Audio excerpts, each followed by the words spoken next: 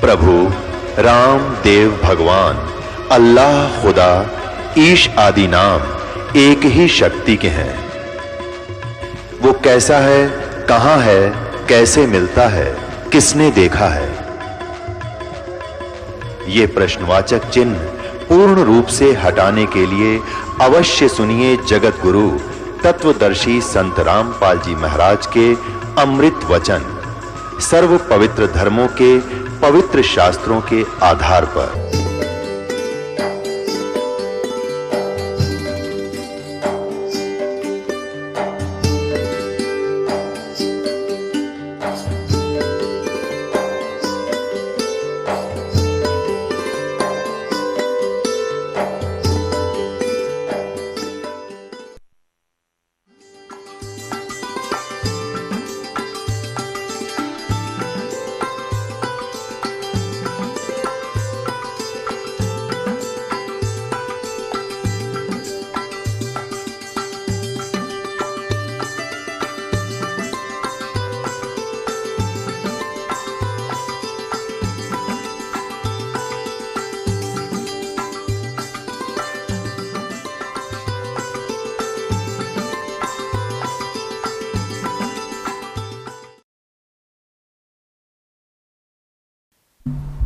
सतगुरुदेव की जय।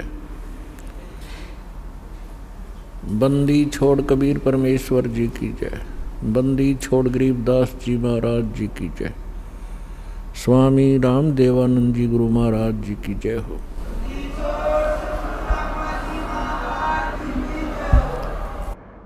गरीब नमो नमो सतपुरुष को नमस्कार गुरु के नहीं। सुर नर मुनिजन साधुआं संतों सर्वस्ती नहीं। सतगुरु साहिब संत सब दंडोतम प्रणाम। आगे पीछे मध हुए तिनको जा कुर्बान। नराकार निर्विषम काल जाल वै बंधनम निर्लेपम निज निर्गुणम अकलनु वेशंदनम।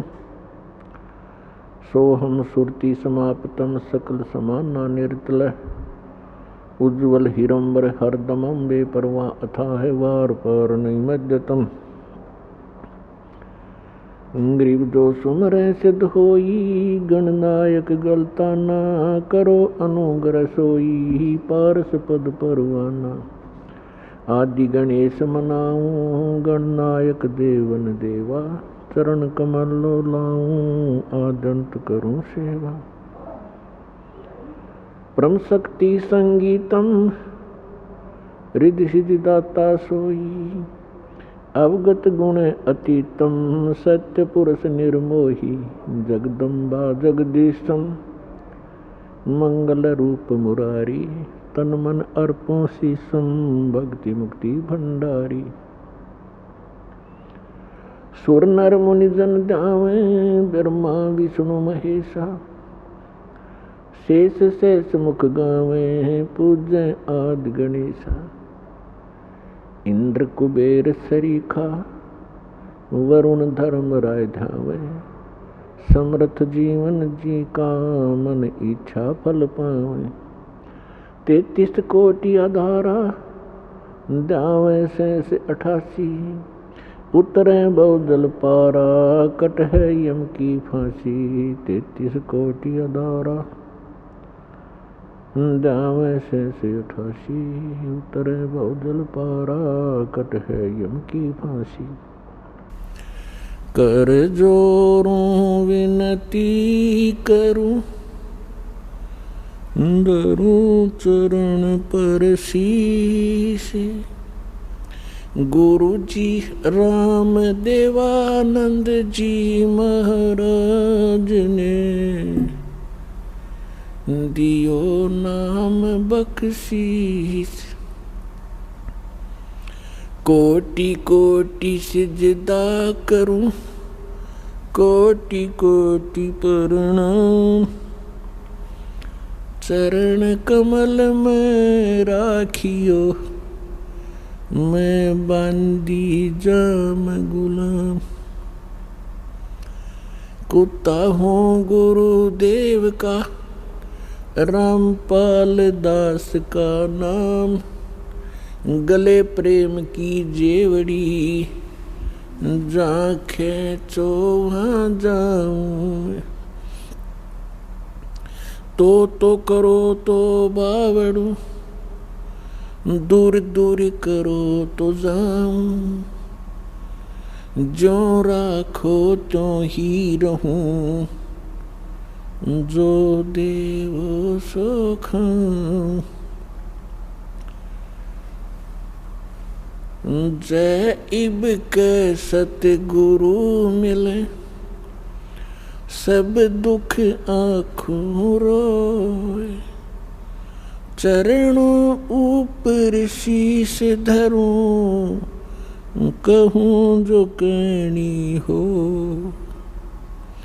कबीर साईं मिलेंगे, पूछेंगे कुशलात, आदि अंत की सब कहूँ, अपने दिल की बात। गुरु जी तुम ना भूलियो, चाहे लाख लोग मिल जाएं, हमसे तुमको बहुत हैं, तुमसे हमको नहीं। तुम्हारे विसारे क्या बने, मैं किसकी शरण में जाऊं। शिव बिरंच मुनि नारदा, तिनके हृदय न समाऊं। अवगुण किए तो बहुत किए, करत न मानी हारे।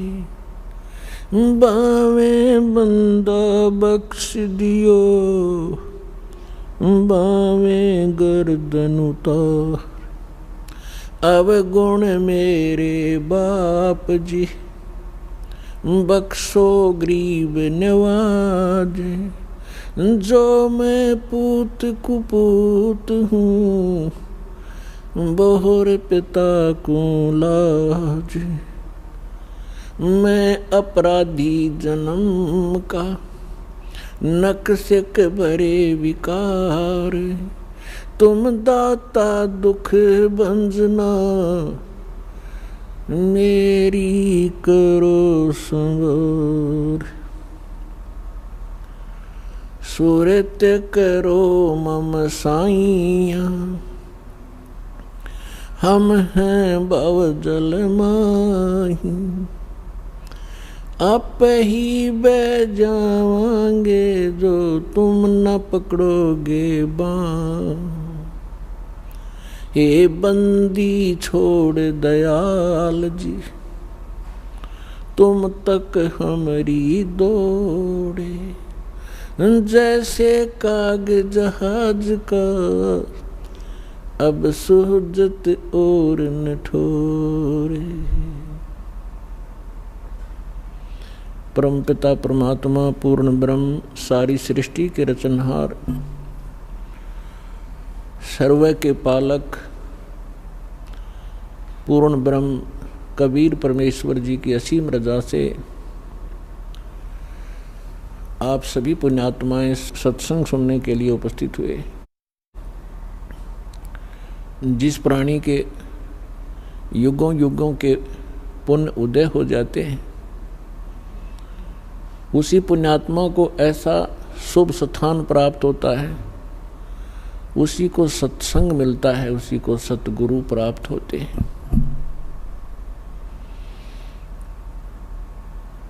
जैसा कि श्रीमद् भगवत गीता अध्याय नंबर 7 के श्लोक नंबर 12 से लेकर 15 तक गीता ज्ञानदाता जो श्री कृष्ण जी प्रवेश करके बोल रहा है, वो काल भगवान ब्रह्म 21 ब्रह्मांड का प्रभु, जिसको सरपुरुष भी कहते हैं, वो कह रहा कि अर्जुन, जो इन तीनों गुणों की रजगुण ब्रह्मा, सतगुण विष्णु, तमगुण शिव जी तक की साधनाएं करते हैं, ये अपना जीवन नाश कर रहे हैं। और इनके विषय में फिर आगे कहा है कि जिनकी बुद्धि इस त्रिगुणमयी माया अर्थात इन्हीं भगवानों से मिलने वाले क्षणिक लाभ पर आश्रित हो गए हैं, टिक गए हैं, दृढ़ हो गए हैं, वो अपना जीवन नाश कर जाते हैं, क्योंकि उनके अंदर ये 4 गुण उपस्थित हो जाते हैं। राक्षस स्वभाव को धारण किए हुए, मनुष्यों में नीच, दूषित कर्म करने वाले मूर्ख, यानी इन भगवानों की तीनों गुणों युक्त रजगुण ब्रह्मा जी, सतगुण विष्णु, तमगुण शिव जी की साधना करने वालों को गीता जी के अंदर श्री गीता ज्ञानदाता ने कहा है कि ये राक्षस स्वभाव को धारण किए हुए, मनुष्यों में नीच दूषित कर्म करने वाले, ये मूर्ख मेरी साधना भी नहीं करते, यानी ब्रह्म तक भी नहीं इनकी बुद्धि पहुंची। फिर अपनी साधना करने वालों के विषय में बताया है कि जो मेरी भक्ति करते हैं वो 4 प्रकार के हैं, अर्थार्थी, आर्त, जिज्ञासु और ज्ञानी। अर्थार्थी तो वो होते हैं जो केवल धन लाभ के लिए अनुष्ठान किया करते हैं, घर में घना धन हो जाए, लाभ हो बिजनेस में, इस आधार से जो केवल वेदों के आधार से, वेद मंत्रों के आधार से जो साधना करते हैं, अनुष्ठान करते हैं धन प्राप्ति के लिए, धनी होने के लिए, वो भी मेरे ही उपासक हैं, क्योंकि वो आन उपासना नहीं करते, अन्य देवी देवता की पूजा वो नहीं करते, लेकिन वो भी अपना उद्देश्य भूल चुके हैं। दूसरे आर्त यानी संकट निवारण के लिए जो अनुष्ठान किया करते हैं वो केवल वेद मंत्रों से ही करते हैं, वो भी मेरे ही पुजारी हैं, लेकिन वो भी अपनी दिशा भूल चुके हैं, क्योंकि इस अध्यात्म मार्ग के अंदर केवल इतना ही पर्याप्त नहीं है। फिर तीसरे जिज्ञासु बताए हैं। जिज्ञासु वो कर्महीन प्राणी होते हैं जो घर से निकलते हैं परमात्मा प्राप्ति के लिए, घर भी त्याग देते हैं, आगे जैसे भी उनको गुरु मिलते हैं उनसे ज्ञान ग्रहण कर लेते हैं और ज्ञान ग्रहण करके वक्ता बन जाते हैं, प्रभुता की भूख बन जाती है उनके अंदर। उस ऊट पटांग ज्ञान से लाखों लोगों को डुबो जाते हैं और स्वयं भी डूब जाते हैं। ये तीनों रिजेक्ट किए हैं गीता ज्ञानदाता ने कि ये अच्छे, ये साधक ठीक नहीं। चौथे ज्ञानी बताए। ज्ञानी वो प्राणी होते हैं जिनको ये ज्ञान हो गया कि जैसे परमात्मा की वाणी माता है, मानुष जन्म दुर्लभ है, ये मिलन बारंबार, तरवर से पत्ता टूट गिरे वो बोर न लगता डर, मानुष जन्म पाए कर जो नहीं रटे हरि नाम, जैसे कुआ जल बिना भाई बनवाया क्या काम। अब उनको ये ज्ञान हो गया कि मनुष्य जीवन का जो मूल कर्तव्य है, मूल उद्देश्य है केवल परमात्मा प्राप्ति, सत साधना करना और मोक्ष करवाना होता है। उनको दूसरे ये भी ज्ञान हो जाता है ज्ञानी को कि पूर्ण मोक्ष पूर्ण परमात्मा से ही होता है, इन अन्य देवताओं से नहीं होता। ब्रह्मा विष्णु महेश या अन्य उपासना जो करते हैं किसी देवी देवता की, इनसे मोक्ष संभव नहीं है। उनको ये भी ज्ञान हो चुका है, इसलिए वे किसी अन्य देव की पूजा नहीं करते, वो मेरी साधना करते हैं, इसलिए मुझे वो अच्छे लगते हैं और उनको मैं अच्छा लगता हूँ। ब्रह्म कहते हैं, ब्रह्म कह रहा है, लेकिन फिर वो लास्ट में ये कहता है कि ये ज्ञानी आत्मा ये बड़ी नेक हैं, उदार हैं, परमात्मा पाने के लिए समर्पित हैं, लेकिन तत्वदर्शी संत ना मिलने से ये ज्ञानी आत्मा, अच्छी आत्मा भी मेरे वाली अनुत्तम श्रीमद् भगवत गीता अध्याय नंबर 7 के 16, 17, 18 में ये अपने विषय में बता रहा है। 16 और 17 में तो इसने चारों का विवेचन दे दिया, अर्थार्थी, अर्थ और जिज्ञासु का और ज्ञानी का। अब गीता अध्याय नंबर 7 के श्लोक नंबर 18 में ये स्पष्ट कर देता है गीता ज्ञानदाता ब्रह्म, ये काल भगवान ये कहता है कि ज्ञानी आत्मा है तो अच्छी उदार हैं, लेकिन इनको तत्वदर्शी संत ना मिलने से ये मेरे तक ही सीमित रहे और मेरे वाली अनुतम 7वें अध्याय के 18वें श्लोक में एक अनुतम शब्द है, अनुतमाम। एक तो अनुतम होता है, एक अनुतमाम, अति घटिया, एक उच्च, एक उच्चतम, सर्वोच्च, यानी सबसे घटिया मेरी साधना है, उसमें ये आश्रित हो गए। अब कहते हैं ये ज्ञानी सभी उदार हैं, लेकिन ये मेरे वाली घटिया में अनुतम अश्रेष्ठ गति में ही श्रेष्ठ रहे।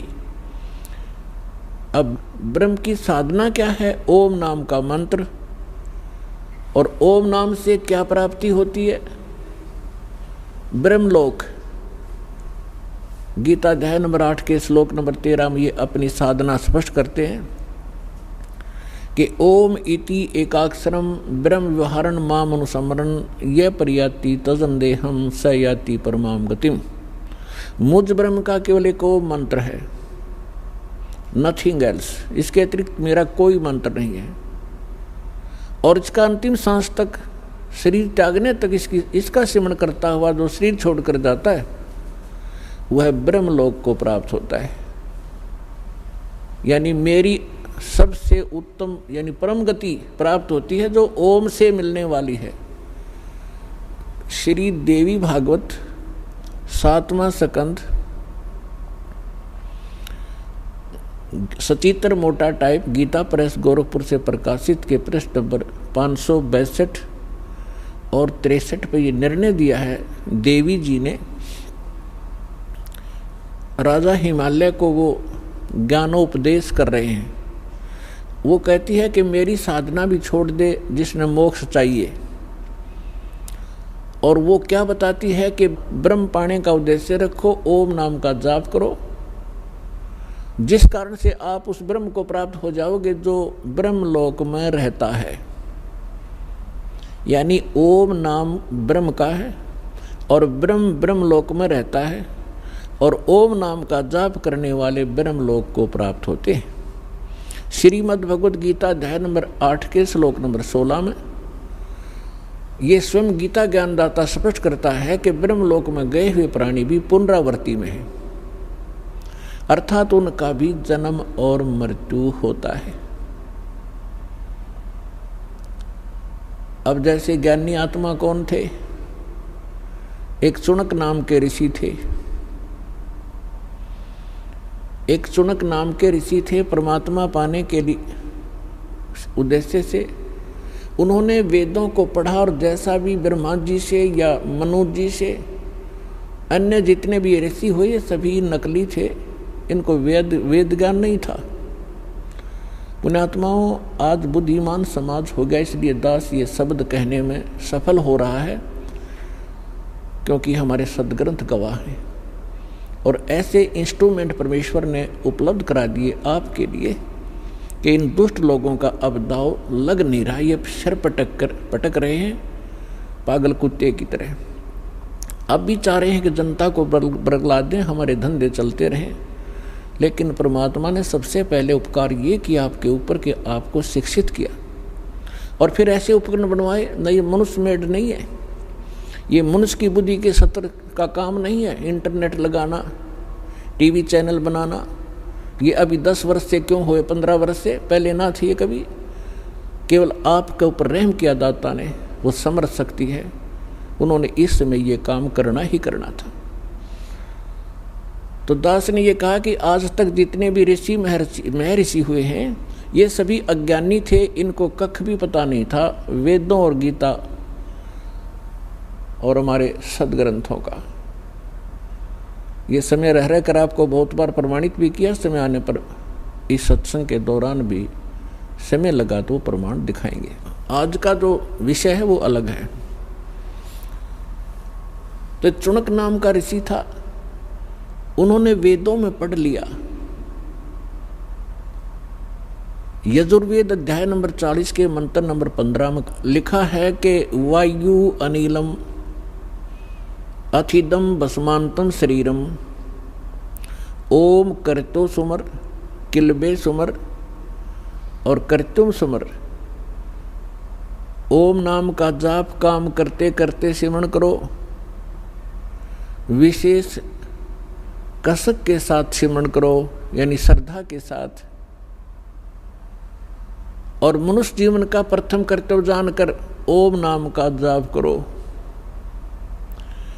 अब यहां इन ऋषियों ने इससे निष्कर्ष निकाल दिया कि उस पूर्ण परमात्मा का ओम मंत्र है, क्योंकि वेदों में और अन्य कोई मंत्र का निर्देश संकेत नहीं है, स्पष्ट नहीं है।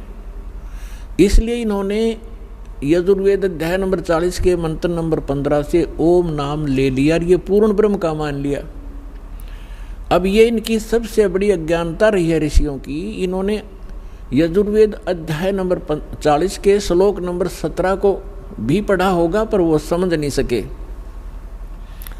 उसमें वेद ज्ञानदाता कहता है कि वो पूर्ण परमात्मा, पूर्ण ब्रह्म, पूर्ण पुरुष, वो तो गुप्त है, प्रोक्ष है, और मैं ब्रह्म हूँ, मेरा ओम नाम है और मैं ब्रह्मलोक में रूपी दिव्य आकाश में रहता हूँ।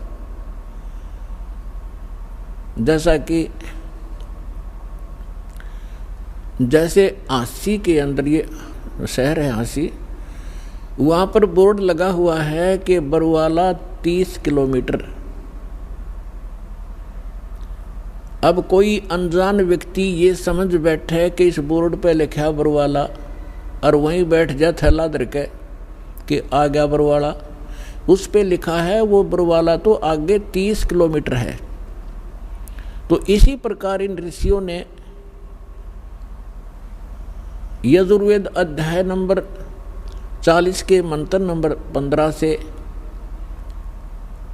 ये मान लिया कि ये पूर्ण परमात्मा का है, लेकिन उन्होंने आगे नहीं देखा कि 30 किलोमीटर और भी लिख रखा है। वो तो आगे है, वो तो हांसी तहसील है, हांसी शहर है।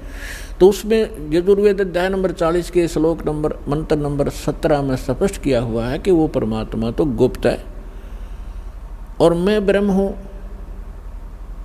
मेरा ओम नाम है, मैं ब्रह्मलोक में रहता हूं। और यजुर्वेद अध्याय नंबर 40 के श्लोक नंबर 10 में स्पष्ट किया हुआ है, वेद ज्ञानदाता कहता है कि कोई परमात्मा को संभुहात बोलता है। संभुहात माने जन्म लेता है श्री राम और श्री कृष्ण के रूप में, और कोई असंभुहात कहते हैं कि वो कभी जन्म ही नहीं लेता, अजन्मा है, अदृश्य है, निराकार है, वो कभी जन्मता ही नहीं।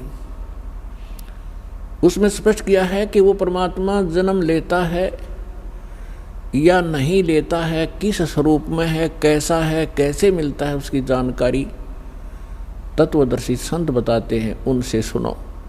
तो क्या ये इन्होंने संस्कृत तो पढ़ी थी ऋषियों ने, ये नहीं देखा कि वो फिर कोई और इनसे भी अलग कोई संत है, वो और ज्ञान है। श्रीमद् भगवद गीता अध्याय नंबर 4 के श्लोक नंबर 32 में स्पष्ट किया हुआ है कि अर्जुन, जो मैंने अभी अध्याय नंबर 4 के श्लोक 25 से लेकर 31 तक जो भी साधनाएं जैसा भी कोई कर रहा है, कोई योग साधना करता है, कोई देवताओं की पूजा करता है, कोई स्वाध्याय ही करता है, जैसे गीता का पाठ कर लिया, वेदों का कोई मंत्र जाप कर लिया, ये सब अपनी अपनी साधनाओं को पापनाशक जानते हैं। लेकिन चौथे अध्याय के 32वें श्लोक में कहा है कि इन यज्ञों की जानकारी, यज्ञ माने धार्मिक अनुष्ठानों की, सच्ची भक्ति की जानकारी सच्चिदानंद घन ब्रह्म ने अपने मुख कमल से बोली है, वो वाणी उसके अंदर विस्तार के साथ कही गई है, वो तत्व ज्ञान है। यहाँ इन अनुवादकर्ताओं ने, गीता अनुवादकों ने एक बहुत भारी भूल कर रखी है। गीता अध्याय नंबर 4 के श्लोक नंबर 32 में एक ब्रह्मणे मुखे शब्द है। यहाँ इन्होंने ब्रह्मणे का अर्थ कर दिया वेद की वाणी, ब्रह्मणे मुखे। वेद की वाणी तो गीता ज्ञानदाता वेदों वाला सारांश तो बोल ही रहा है, वेद की वाणी कहाँ रही? और वेद खुद कहते हैं उसमें वो कोई और संत है और ही ज्ञान बतावेगा, उससे सुनो। तो उसमें बताया है कि वो ब्रह्मण्य मुख्य का अर्थ है, ब्रह्मण्य माने सच्चिदानंद घन ब्रह्म, यानी परम अक्षर ब्रह्म पूर्ण परमात्मा इस धरती पर आते हैं। अपने मुख कमल से स्वयं ही वो यथार्थ ज्ञान अपने द्वारा रची हुई सृष्टि को सही सही बताते हैं, और यथार्थ साधना धार्मिक अनुष्ठानों की जानकारी भी वो स्वयं ही बताते हैं, बोल बोल के सुनाते हैं। वो सच्चिदानंद घन ब्रह्म की वाणी कहलाती है, वो तत्व ज्ञान है। इब गीता अध्याय नंबर 17 के श्लोक नंबर 23 में भी यो ब्रह्मण्य शब्द है। वहाँ इन अनुवादकों की बुद्धि विचलित नहीं हुई, वहाँ अर्थ ठीक कर दिया। ओम तत्सत इति निर्देश ब्रह्मण्य त्रिविध समर्थ ब्राह्मणा तेन वेदा च यगा विहिता पुरा। उसमें ये ब्रह्मण्य शब्द है, वहाँ इन्होंने सही अर्थ किया है। ब्रह्मण्य माने सच्चिदानंद घन ब्रह्म, यानी पूर्ण परमात्मा परम अक्षर ब्रह्म की साधना का, उसकी प्राप्ति के लिए 3 मंत्र के जाप का निर्देश है। ओम तो ये ब्रह्म का, सरपुरुष का, और तत् ये सांकेतिक है, और सत्य भी कोड वर्ड है। तत् जो है ये अक्षर पुरुष का है, और सत्य जो गुप्त है वो परम अक्षर ब्रह्म सच्चिदानंद घन ब्रह्म का मंत्र है। इन तीनों के मंत्र के जाप से उस परम अक्षर ब्रह्म की प्राप्ति होती है। तो जो दास आपको बताने जा रहा था कि आप कितने पुण्यकर्मी प्राणी हैं और कितने पूर्व जन्म के शुभ संस्कारों से युक्त हैं, जो आप सतलोक आश्रम बरवाला जिला हिसार हरियाणा में पहुंचे, उसके लिए ये सब भूमिका बता रहा हूँ आपको। इतना प्रमाण दे करके आपकी बुद्धि सेट होगी कि सचमुच हमारा कोई सौभाग्य ही उदय हुआ है, शुभ कर्म ही हमारे साथ है जो ऐसे पवित्र स्थल पर लाया है। अब गीता अध्याय नंबर 4 के श्लोक नंबर 32 में तो स्पष्ट कर दिया कि उस सच्चिदानंद घन ब्रह्म ने अपने मुख कमल से जो ज्ञान दिया वो यथार्थ ज्ञान है, उसको तत्व ज्ञान कहते हैं। चौथे अध्याय के 34वें श्लोक में कहा कि उस तत्व ज्ञान को तू तत्वदर्शी संतों के पास जाकर समझ। जो परमात्मा आकर ज्ञान देता है वो मुझे ज्ञान नहीं। कौन कहता? गीता ज्ञान दाता श्री ब्रह्मा, श्री विष्णु, श्री शिव जी के पूज्य पिताजी। और उस ज्ञान को किसी तत्वदर्शी संत से पूछो तो इससे सिद्ध है कि वो वेद ज्ञान से भी भिन्न ज्ञान है और गीता के ज्ञान से भी वो भिन्न है। नहीं तो गीता जी में एक अध्याय और लिख देता हो कि ये है वह तत्व ज्ञान, 19वां अध्याय और बना देते। नहीं, उनको पता नहीं। तो उसको तत्वदर्शी संत ही बताते हैं। अब तत्वदर्शी संत की पहचान बताई है 15वें अध्याय के प्रथम मंत्र में श्रीमद् भगवत गीता में, कि जो संत इस उल्टे लटके हुए संसार रूपी वृक्ष के पत्तों से लेकर मूल तक विस्तार से बताता है, भिन्न भिन्न बताएगा, स वेदवित वो तत्वदर्शी संत है। वह वेद के तात्पर्य को जानने वाला है। तो परमेश्वर स्वयं आते हैं, जैसे अभी आपको बताया कि सच्चिदानंद घन ब्रह्म यानी पूर्ण परमात्मा अपने मुख कमल से ही यथार्थ ज्ञान बताते हैं। उन्होंने 600 वर्ष पहले ये ज्ञान कहा था कि अक्षर पुरुष एक पेड़ है। जैसे आपको बहुत बार पेड़ का चित्र दिखाया है संसार रूपी वृक्ष का, जो जमीन से बाहर दिखाई देता उसको वृक्ष बोलते हैं, पेड़ बोलते हैं। तो परमात्मा ने स्वयं आकर इस संसार रूपी वृक्ष के विषय में जानकारी दी थी, क्योंकि वो सृष्टि रचनहार हैं। 600 वर्ष पहले जिनको अज्ञानी और अशिक्षित कहा जाता था, जुलाहा धाणक एक शूद्र नाम से पुकारा जाता था, वो परम पिता थे, वो परम अक्षर ब्रह्म थे।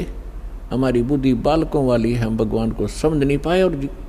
और विशेष रोल रहा हमारे धर्म गुरुओं का, जिन्होंने हमारे अंदर आंखों में अज्ञानता का मोतिया बिंद कर दिया था। उस समय 600 वर्ष पहले परमात्मा कबीर जी ने कहा था कि अक्षर पुरुष एक पेड़ है, सरपुरुष वाकी डार, सरपुरुष कहो ज्योत निरंजन कहो, और तीनों देवा शाखा हैं, ये पात्र रूप संसार है। और मूल स्वयं है। वो मूल बताने के लिए इस दास की सेवा दी है कि वो मूल कौन है। गीता अध्याय नंबर 15 के श्लोक नंबर 16 और 17 में 3 पुरुष हैं, सरपुरुष, अक्षर पुरुष और 17वें श्लोक में कहा कि उत्तम पुरुषत्व अन्य परमात्मा इति उदाहरत, यह लोकतरम अविश्य विवर्ती अवैश्वर है, वो परम अक्षर ब्रह्म है और वही तीनों लोकों में प्रवेश करके सबका धारण पोषण करता, वो वास्तव में अविनाशी भगवान है। तो कहने का तात्पर्य यह है कि फिर तत्वदर्शी संत की पहचान क्या है? प्रथम पहचान तो ये है कि सतगुरु के लक्षण कहूँ मधुरे बैन विनोद, 4 वेद 6 शास्त्र वो कहे 18 बोध। यानी वो परमात्मा का जो कृपा पात्र होगा वही सतगुरु होते हैं और वही तत्वदर्शी संत होते हैं और वो सभी सदग्रंथों के यथार्थ ज्ञान से युक्त होते हैं। तो परमात्मा तो सारे सब कुछ जानकार हैं, सर्वज्ञ हैं, और फिर इस दास को वो ज्ञान युक्त बनाकर आप पुण्यात्माओं पर मेहर की परमेश्वर ने। अब जो प्रसंग चल रहा है तो इन ऋषि महर्षियों ने वो तत्वदर्शी संत सतगुरु नहीं मिले और इन्होंने स्वयं निष्कर्ष निकाल लिया कि ओम नाम का जाप सबसे उत्तम है और यही परम मंत्र है। इन्होंने आसी को बरवाला मान लिया और बोर्ड के पास बैठ गए। आगे नहीं पड़ा कि 30 किलोमीटर और है आगे, वो है वस्तु जहां सत्संग होता है। अब दया करी है दाता ने इस दास के ऊपर कि 30 किलोमीटर आगे ये रास्ता है और वहाँ ऐसी सुविधाएं प्राप्त हैं, ऐसा ज्ञान प्राप्त है। तो क्या है वो? तो इन ऋषियों को ज्ञान हुआ नहीं। चुनक जैसे ऋषि, वो महापुरुष परमात्मा पाने के लिए तड़प उठे। उनको ये ज्ञान हो गया कि इन देवी देवताओं की पूजा से कोई बनने वाला नहीं है और उनको ये ज्ञान हो गया कि पूर्ण परमात्मा से ही पूर्ण मोक्ष होगा। उनका दुर्भाग्य था कि उनको तत्वदर्शी संत ना मिलने से उन्होंने ब्रह्म को और उसके ओम नाम को सुप्रीम गॉड मान लिया और श्रेष्ठ परम मंत्र मान लिया। ओम नाम का जाप, वेदों के अंदर ओम नाम के अतिरिक्त कोई मंत्र नहीं है। श्रीमद् भगवत गीता में भी ओम के अतिरिक्त कोई मंत्र नहीं है। जितने भी ये पुराण हैं ये गॉड गिवन नहीं है, ये ऋषि महर्षियों के अपने अनुभव हैं। जैसा उन्होंने परमात्मा को जाना, जैसे उन्होंने डले डोए, वो अनुभव उसमें लिख रखा है। लेकिन जो वेद से नहीं मेल खाता वो व्यर्थ है। ओम नाम के अतिरिक्त कोई मंत्र किसी भी जाप उसमें सदग्रंथों में नहीं है और उसके अतिरिक्त किसी पुराणों के अंदर कोई अन्य मंत्र हैं तो वो यदि वेद से मेल नहीं खाते हैं तो हमें वो हानिकारक हैं। वो आन उपासना है, वो शास्त्र विधि को त्याग कर मनमाना आचरण होता है, जो गीता अध्याय नंबर 16 के श्लोक नंबर 23 और 24 में मना किया है कि जो शास्त्र विधि को त्याग कर मनमाना आचरण करते हैं उनको न तो कोई सुख होता है, न कोई उनकी को सिद्धि प्राप्त होती है और न ही उनकी परम गति होती है, अर्थात यूजलेस। इससे तेरे लिए अर्जुन कर्तव्य और अकर्तव्य की व्यवस्था में 24वें श्लोक में कहा, 16वें अध्याय के कर्तव्य और अकर्तव्य की व्यवस्था में अर्जुन शास्त्र ही प्रमाण है, किसी व्यक्ति विशेष के कहने से भ्रमित ना होना। तो पुण्यात्माओं, दास वो साधना आपको दे रहा है जो हमारे सदग्रंथ गवाह हैं जिनके, और उसी से मोक्ष संभव है। और इसके साथ साथ जिन महापुरुषों का मोक्ष हुआ उन्होंने कौन से मंत्र, कौन सी साधना की, वो भी रूबरू कर रहा हूँ, जिससे आपको दृढ़ विश्वास हो और आप अपना आसानी से कल्याण करा सकें। क्योंकि हम साधना बहुत की आपने, आज के नहीं हो, आपने सतयुग त्रेता द्वापर में भी बहुत गने तप, बहुत गने जप, इन नकली मंत्रों के और हठ योग किए हैं। परमात्मा के बिना ये आत्मा उसी दिन से तड़फ उठी थी जिस दिन से उससे बिछुड़ कर आई थी। क्योंकि जो सुख सतलोक के अंदर था इसको यहाँ कहीं प्राप्त नहीं हुआ।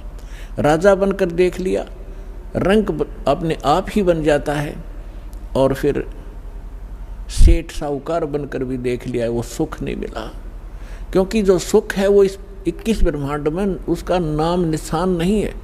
जिस सुख की हम खोज कर रहे हैं वो सुख वहाँ मिलेगा जहाँ वो सुख है, सतलोक के अंदर। अब कोई खल की बोरी में और खांड का टेस्ट ढूंढ रहा है तो चेक आखिरी तक खोज लिए, उसकी तली तक भी खड़ ही मिलेगी।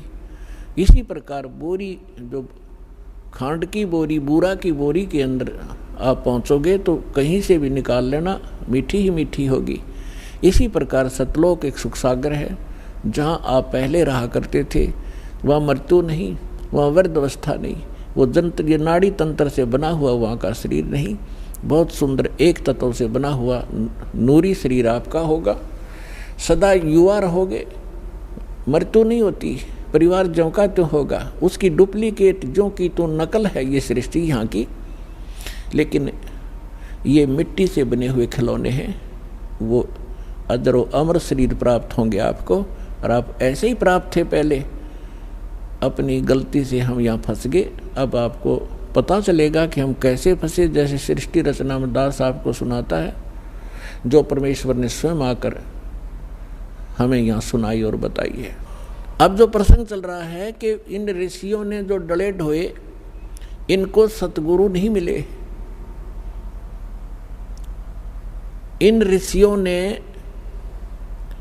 जो साधनाएं की, एक तो वेदों को आधार माना और वेदों को समझ नहीं सके, क्योंकि परमेश्वर ने आकर स्वयं बताया है कि गुरु बिन काहू न पाया ज्ञान, जो थोथा बुस छेड़े मूढ़ किसाना। गुरु बिन वेद पढ़े जो प्राणी, समझन सार रहे अज्ञानी। ये जितने भी ऋषि थे, इनको सतगुरु मिले नहीं। इन्होंने वेदों को सब पढ़ा, लेकिन ये सार नहीं समझ सके इस वेदों का, इसलिए आज तक ये अज्ञानी स्वयं रहे और अपने फॉलोअर को भी उसी अज्ञान से परिपूर्ण कर दिया। और जिसका खामियाना आज तक ये मानव समाज भोग रहा है, भर रहा है। परमात्मा आए, उनको रिजेक्ट करवा दिया नकली ऋषि, महर्षि और मंडलेश्वरों ने, ये कहकर कि ये ज्ञानी है, अशिक्षित है, क्या जाने वेदों और ग्रंथों के गूढ़ रहस्यों को, संस्कृत आती नहीं। और वो संस्कृत के मास्टर कहलाते थे। पुण्यात्माओं, भाषा का जो योगदान है वो सीमित है। अब कोई संस्कृत भाषा जानता है तो इंग्लिश नहीं आती तो अविद्वान हो गया वो। और परमात्मा सर्व भाषाओं के ज्ञाता है। वो चींटी और जितने भी पशु पक्षियों की भाषा भी समझते हैं, मनुष्यों की तो भाषा बात छोड़ो। तो उन्होंने जो ज्ञान दिया था वो हमें स्वीकार्य नहीं होने दिया गया, और वही ज्ञान दया करके परमात्मा लिखवा गए अपनी प्यारी आत्मा धर्मदास जी से। और वो आज हमारे लिए प्रमाण है, उनके अंदर लिखा हुआ वही ज्ञान आज हमारे उन आदरणीय सदग्रंथों में विद्यमान है, जिनको हम सत्य माना करते थे, सर्वोद्धार्य मानते थे, वेद गीता पुराणों के अंदर। तो वो भगवान थे अशिक्षित होते हुए, और इन सब ग्रंथों का के अंदर का ज्ञान वो हमें बताकर चले गए सिंपल लैंग्वेज में। तो वो भी भाषा है, एक संस्कृत भी भाषा है। भाषा का काम अपने विचारों को दूसरे तक पहुंचाना मात्र होता है। अब जैसे संस्कृत भाषा में सभी जो हमारे पूर्व के धर्मगुरु थे, हिंदू धर्म के धर्मगुरु, वो केवल संस्कृत भाषा ही बोला करते थे। सदग्रंथों को उन्होंने रट रखा था, चारों वेदों को भी घोट लिया था, चतुर्वेदी कहलाते थे। 3 वेदों को भी कंठस्थ याद कर लिया था, त्रिवेदी कहलाते थे। लेकिन कख भी पता नहीं था, वो तो गधे की तरह लद्दे अंडे थे। जैसे परमात्मा कहते हैं, पीठ मनुखा दाखल दिए कर्रा खात बबूल।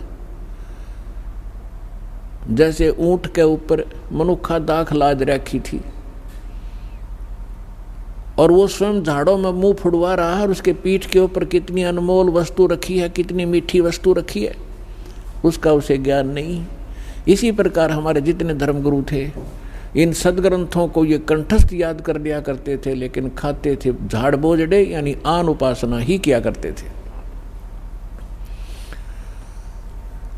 अब जैसे ये हठ योग जो तप किया इन ऋषियों ने, ये कहाँ से बकवाद भाई इनको, इस काल भगवान ने एक चिंता बनी रहती है काल भगवान को, ब्रह्म को, जिसके 21 ब्रह्मांड में हैं और उसमें से एक ब्रह्मांड में हम रह रहे हैं। उसको ये चिंता बनी रहती है कि यदि इन प्राणियों को यथार्थ ज्ञान हो गया उस परम पिता का, ये सभी भाग जाएंगे, तेरा लोक उजड़ जाएगा। इसलिए इसका भरसक प्रयत्न रहता है कि इनको मिसगाइड रखूं और कोई बकवाद भरवा दूं।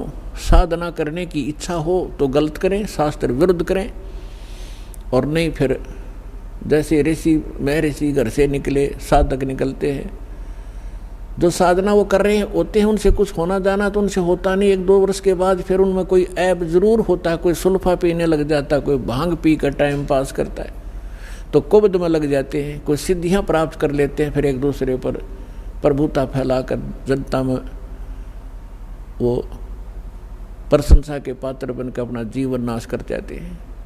तो पुण्यात्माओं, इस तत्व ज्ञान से पता चलेगा कौन कितने पानी में और कौन सी साधना सही कौन सी गलत। जैसे जब ब्रह्मा जी कमल के फूल पर विराजमान थे और उस समय वो कहते हैं कि मुझे नहीं मालूम मैं कहाँ से उत्पन्न हो गया, इस कमल के फूल पर मैं कहाँ से आ गया और कौन मेरा जनक है। तो फिर वो ऐसा विचार कर रहा था, उसी समय इस काल भगवान ने, इनके पिता ने आकाशवाणी कर दी कि तप करो तप करो। ब्रह्मा जी कहते हैं मुझे आकाशवाणी सुनाई दी कि तप करो, मैंने 1000 वर्ष तक तप किया। ये तप करवा कर सिद्धियां प्राप्त करवा लेता है, और जैसे बैटरी चार्ज कर ली तप करके, और फिर आगे फिर दूसरी बार फिर 1000 वर्ष जब तप कर लिया ब्रह्मा जी ने, फिर दूसरी आकाशवाणी कर दी कि सृष्टि करो। सूक्ष्म वेद में कहा है कि तपो तपो कर वाक्य सुनाया, लोक रचो बल मेरी माया। पहले तो कहा तप करो तप करो, जब तप कर लिया, जब कहा कि सृष्टि रचो, तो ब्रह्मा जी ने उस आकाशवाणी जो काल ब्रह्म की थी उसको पूर्ण परमात्मा की मान ली, क्योंकि इनको पता था नहीं कख भी कौन भगवान है कैसा है। आज तक इनको परमात्मा का कोई साक्षात्कार नहीं हो लिया है। वेदों से तो ओम नाम ले लिया इन्होंने, और ब्रह्मा जी ही इस सृष्टि के अंदर काल सृष्टि में सबसे बड़े विद्वान माने जाते हैं और उन्हीं को वेदों का ज्ञाता माना जाता है। अब अन्य जिस भी ऋषि को, मनु को या वासिष्ठ को, जिसको भी उस ब्रह्मा जी ने जैसा ज्ञान दिया, तो उसमें से एक तप भी साथ जोड़ दिया सभी ने कि ब्रह्मा जी को आकाशवाणी हुई थी कि तप करो। ये तप ले लिया चुनक ऋषि ने ब्रह्मा जी का मौखिक।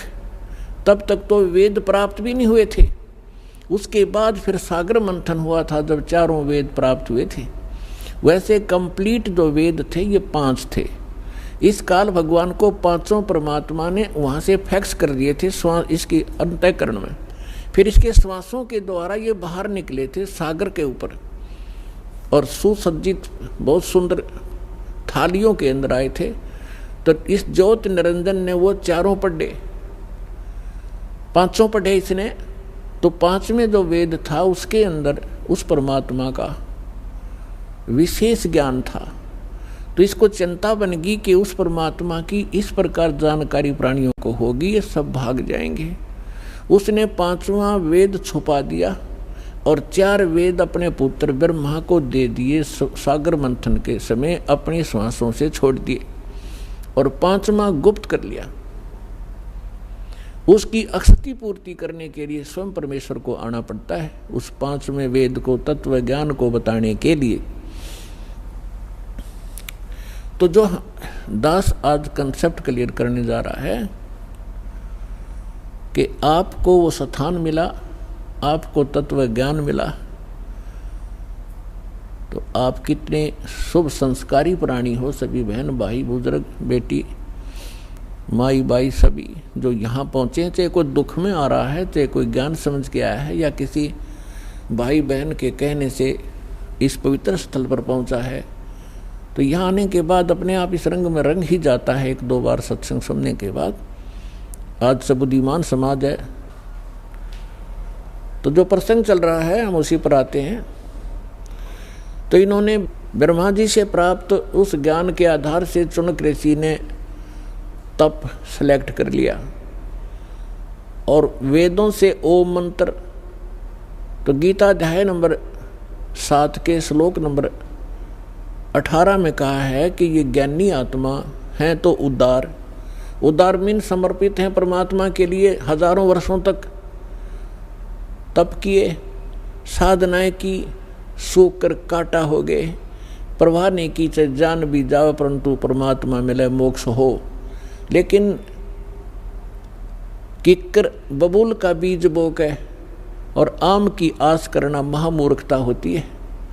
इसी प्रकार इन ऋषि महर्षियों ने ओम नाम का जाप ये बबूल का बीज बोया, हठ योग करना भी ये बबूल का बीज है। इसकी साधना करके ये पूर्ण मोक्ष की आशा में बैठे। हजारों वर्षों तक चुनक ऋषि साधना करते रहे। गीता अध्याय नंबर 11 के श्लोक नंबर 32 में गीता ज्ञानदाता कहता है कि अर्जुन मैं काल हूँ और सब लोगों को अक्षय करने के लिए, इनका नाश करने के लिए अब मैं प्रवृत्त हुआ हूँ। तो श्री कृष्ण जी तो पहले ही विद्वान थे श्री अर्जुन के साथ, क्योंकि उसके रिलेटिव थे, अर्जुन के साले थे श्री कृष्ण भगवान। और वो श्री कृष्ण नहीं, उसमें वो काल बोल रहा था जब कहता ये देख मेरा ये वास्तविक स्वरूप है और मैं काल हूँ, हजार भुजा है उसके।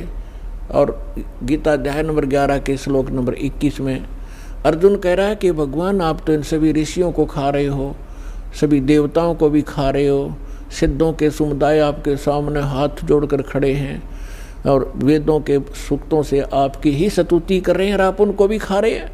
तो गीता अध्याय नंबर 11 के श्लोक नंबर 32 में गीता ज्ञानदाता कहता है कि मैं तो काल हूँ भाई, और इन सबको खाने के लिए अब प्रवृत्त हुआ हूँ। तो गीता अध्याय नंबर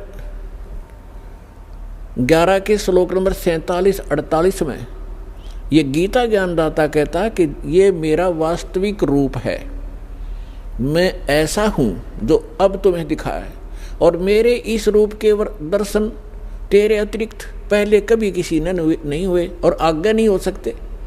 मैं ना किसी जप से, ना तप से, ना किसी क्रिया से और ना किसी वेदों में वर्णित विधि से मेरी प्राप्ति नहीं हो सकती। ब्रह्मा जी ने 4 युग तक साधना की, नहीं मिला। आखिर में आकर अपनी माँ को झूठ बोल दी कि मुझे प्राप्त हुआ, क्योंकि वेद उसने पढ़े थे और वेदों में परमात्मा साकार है। तो श्रीमद् देवी भागवत के अंदर ब्रह्मा जी खुद कहते हैं अपनी माता दुर्गा को कि माता जी अनुभव कुछ और बोलता है और वेद कुछ और बताते हैं, इनमें बहुत ही द्वितीयवाद है, इसका कारण क्या है।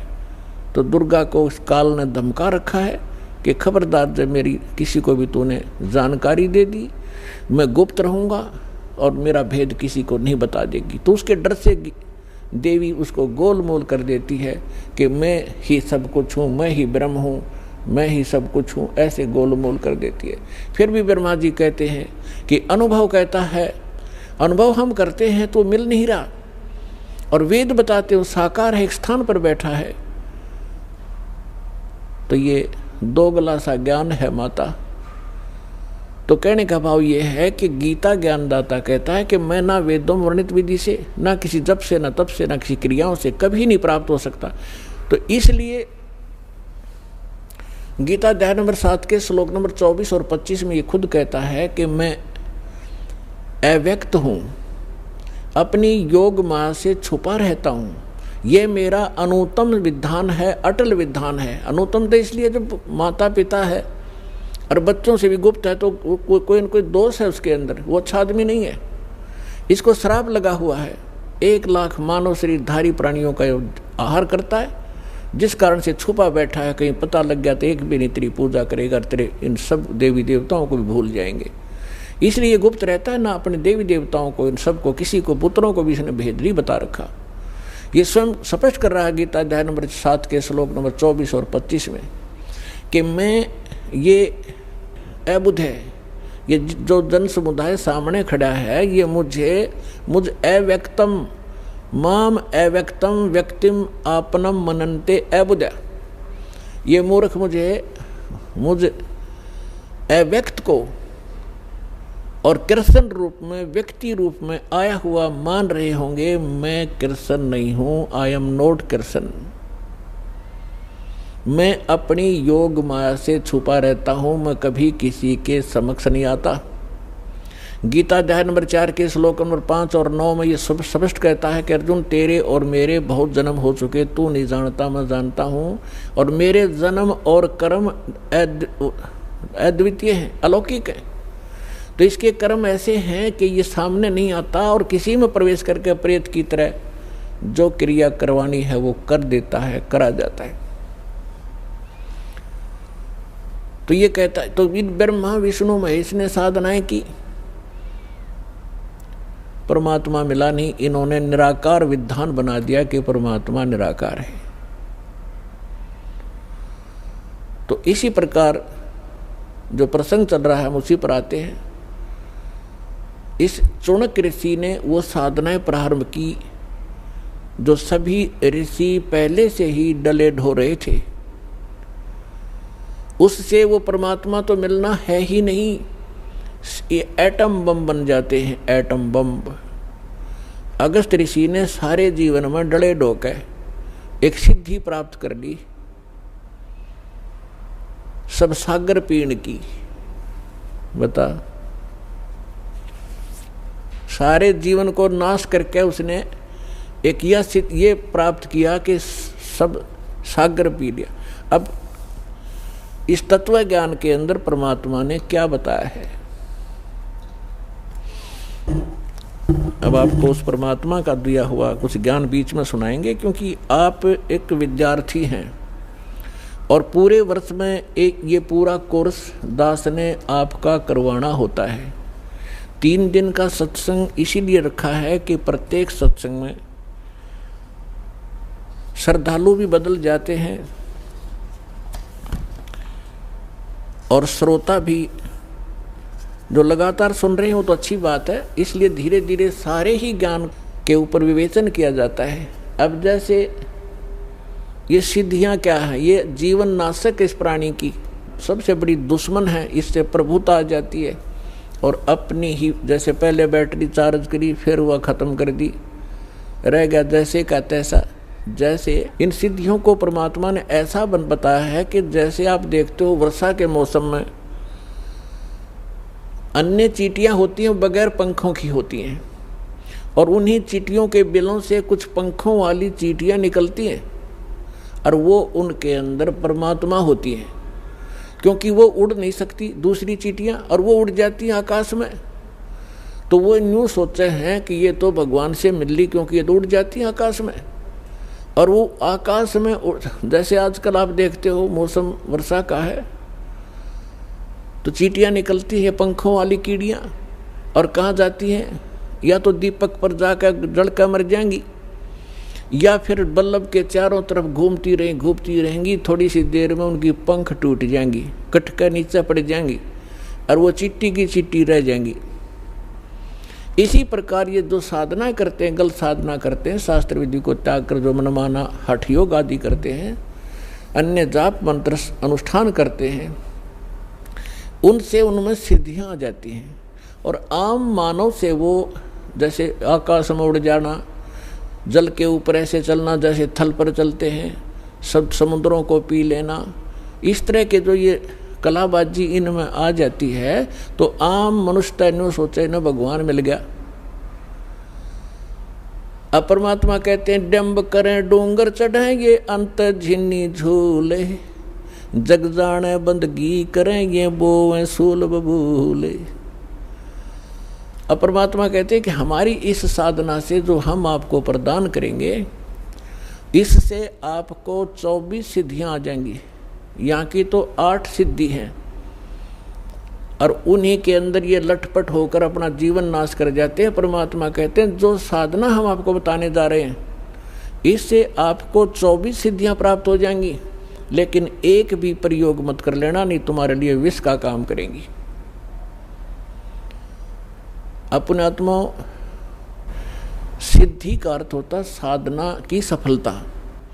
हम इन सिद्धियों जो हमारे अंदर आएंगी, हम इसको डिपॉजिट रखेंगे, एक पावर बनेगी, और जो अन्य मंत्र हम आपको दे रहे हैं उससे आपकी आत्मा इतनी चार्ज होगी, इन्हीं के सहारे, इनकी भक्ति की शक्ति से हम सतलोक जाएंगे।